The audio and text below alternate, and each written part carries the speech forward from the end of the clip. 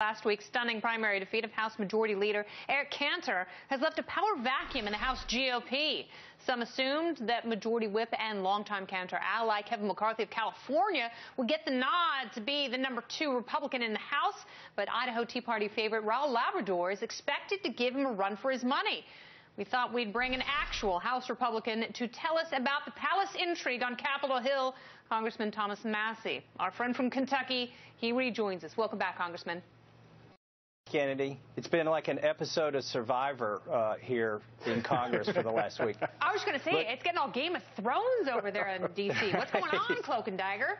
Well, listen, if the GOP ignores the message that was sent by 36,000 ordinary Americans in Virginia a week ago today, the GOP does that at their own peril. And here, I received the message, and I think a lot of my colleagues did, that the status quo is not going to work up here. And the American people see that the emperor has no clothes, and they want to change. But there's been a lot of discussion about just moving the #3 person up into the #2 slot, and things will just be the same. Yeah, isn't that how it happens in the House or in Congress in general, or basically in politics, that whoever there is longest gets the job?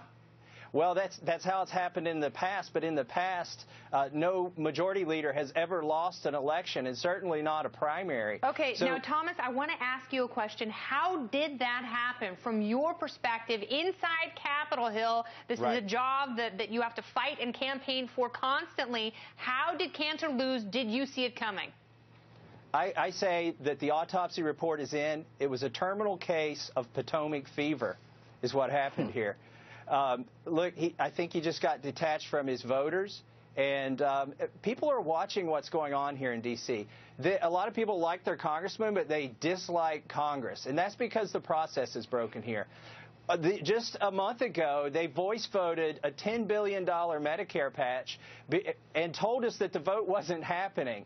And there were less than 24 people on the House floor when that happened because they didn't have the votes to pass it. They totally circumvented our representative democracy. And then the other thing, they did the same thing with an insider trading bill about a year ago, shortly after I got here. They voice voted it after we all got on the airplane because they didn't want any accountability for the members here. And things like that need to change. Raul Labrador is a great candidate. He's promised reforms. I think he will build a coalition here among the GOP. He can bring the Tea Party together and the more, center, I would say center-right of our party or moderates of our party. And he's promised us reforms like no quarterback sneaks, give us 3 days to read a bill. I think most Americans agree with that. We should have at least 3 days to read a bill. And I think that's going to appeal to a lot of members of our conference. I think he's got a good chance. Congressman, in the wake of Cantor's defeat, have the type of Republican leadership people who've generally given liberty movement people like you the back of their hands, House Speaker John Boehner specifically, have they been nicer to you? Have they been solicitous of your feelings? Oh, everybody is so polite up here right now for this week. I'll be sad when Thursday passes because I think it's going to go back to business as usual if Raul Labrador doesn't win. Now, if he wins, and I say he's got a Dave Bratz chance of winning when people ask me, does he have a chance of winning? But if he does, things will change, and they will change for the better, and we can get to a functional GOP instead of a dysfunctional GOP. And that's what needs to happen. The other thing that we need that we're sorely lacking here, that the GOP needs, is a member who will go on TV on the Sunday shows and maybe even on the Independents, but articulate what we stand for. And we need somebody who will show up every Sunday and not say just what we're against, but what we're for.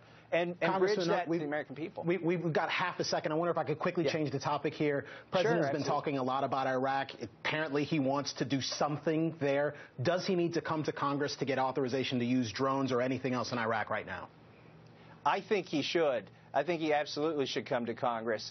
And that would be an interesting vote. I would suspect a lot of my members don't want to go on record. I would like to have that vote so that the people can be represented. All right, Representative Thomas Massie, last word, go ahead. I just want to say I don't think we should put boots on the ground there. I really don't. All right, thank you very much for your insight, and keep us posted on what happens on the Hill.